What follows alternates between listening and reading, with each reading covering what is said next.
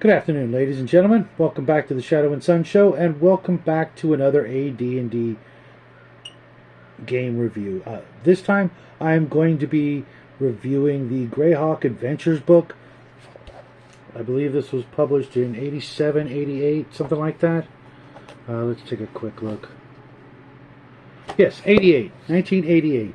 Now, unless you're actually playing a Greyhawk campaign or planning on running a Greyhawk campaign, I really don't recommend grabbing this book unless you're, again, like a collector and it's one of the few empty spots in your collection.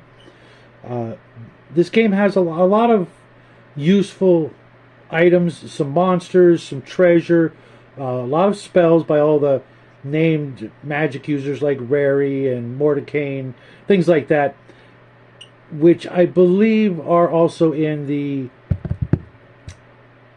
Encyclopedia Magica and the spell compendiums, in which case this book is not going to be so helpful.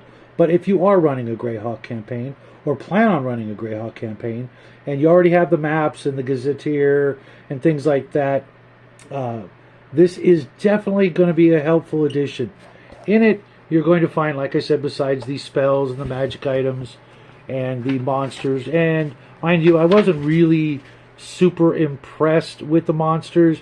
It does have a nice section here at the very beginning of the deities and the clerics of Greyhawk, which is always a bonus.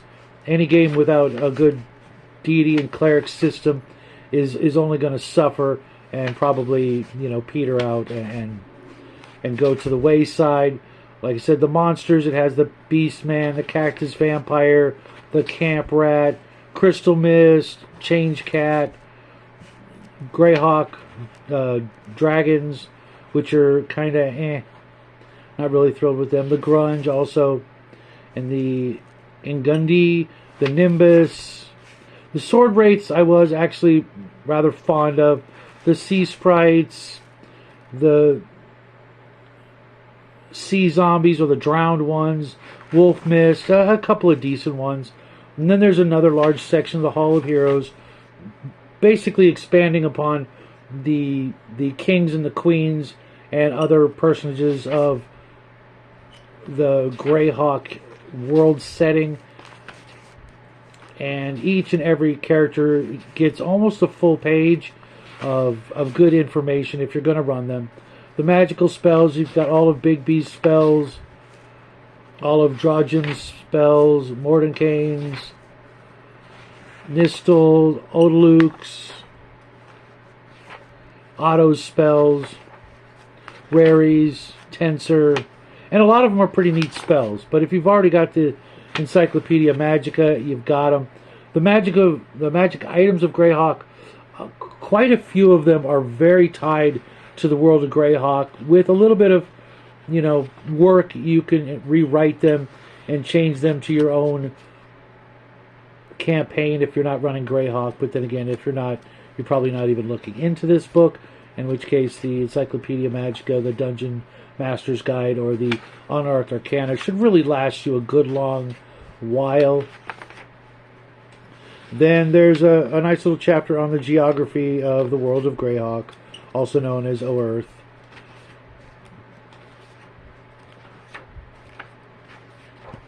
Then there's, I think to top it off, there is a nice section of Adventures in Greyhawk, little hooks for various levels of adventures to get your Greyhawkian characters off and running. And then there's in the appendix, I think it's the only thing in the appendix, is a nice little chapter on zero level characters. While this isn't for everybody, for those of you who really want to do the zero to hero story arc, this is an invaluable chapter of information that I think you could all benefit from. It covers, all the major professions, proficiencies, the languages and how you acquire them, combat and wounds, money and equipment, joining a character class, skills from other classes, things like that, NPCs. And then at the very end, there's a nice little, the appendix 2 is the Greyhawk spell list. of all of the major spellcasters, the famous spellcasters for the world of Greyhawk. And if you've never been to Greyhawk, if you've never run a Greyhawk campaign, it's really a fun world. I'm in a Greyhawk campaign right now, run by DM Bloodworth, and I'm having a lot of fun in it.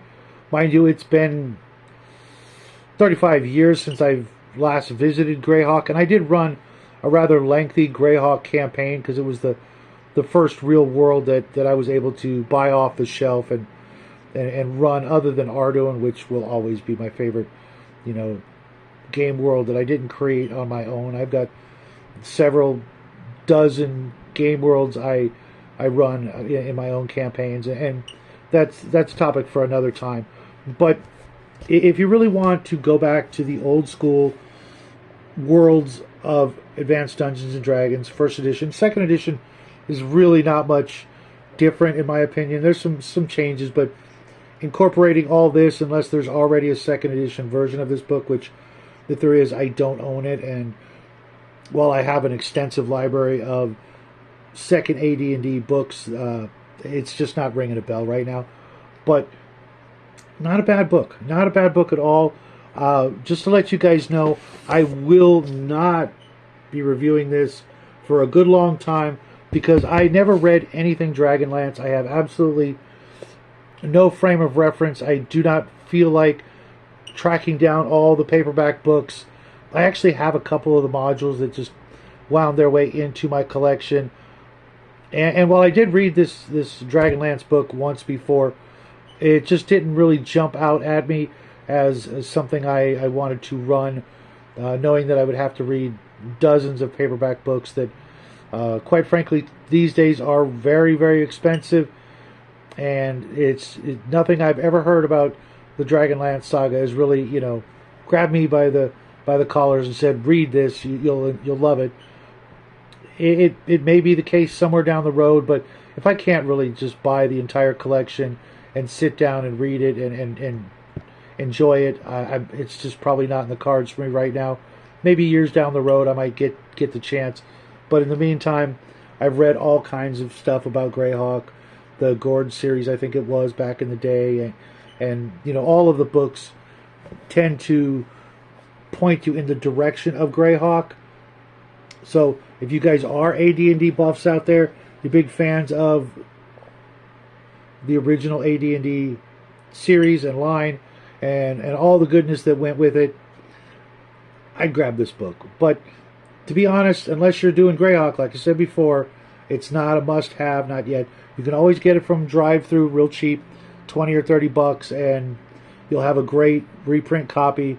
But searching out for an original print of this is probably going to run you 40 to 50 bucks with shipping, maybe even more because it's the holidays. So I don't recommend grabbing it right away. Put it on your shopping list. Wait till after the holidays, and I'm sure someone will part with a nice copy of this. Mine's in really, really good condition. Still shiny. No major nicks or dings in it. And it's going to go right back on the shelf because I don't actually plan on running a Greyhawk campaign. And the information that I already read in here should serve me well enough to get through Bloodworth's campaign with my my hit points intact, I'm hoping. There have been some close calls, and if you guys are interested in hearing about that particular campaign, let me know. I'll tell you, what I can. I've only been in it for like 4 months, I think, whereas the rest of the players in the game have been there for well over a full year. It's been fun. I absolutely love AD&D. It's going to be my go-to fantasy game for the foreseeable future. Everything else is, to me, just more or less just a cheap knockoff, or whatever you want to call it. I've got some other choice words for that tendency, that thing that's going on in the OSR. I can't be bothered with it. I have all the books I need. I don't need brand new books that are more or less just capitalizing off something that's no longer being reprinted and published by the original company because they went out of business a long time ago. I realize there's some good stuff out there in the reprint library out there, but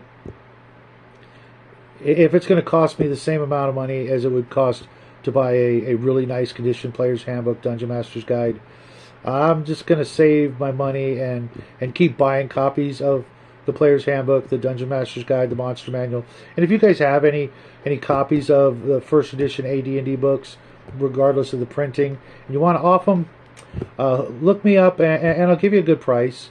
But this isn't the time or place for that. I just want to let you guys know my opinions on AD&D, Greyhawk, AD&D in general. I love it. I will be doing another AD&D review.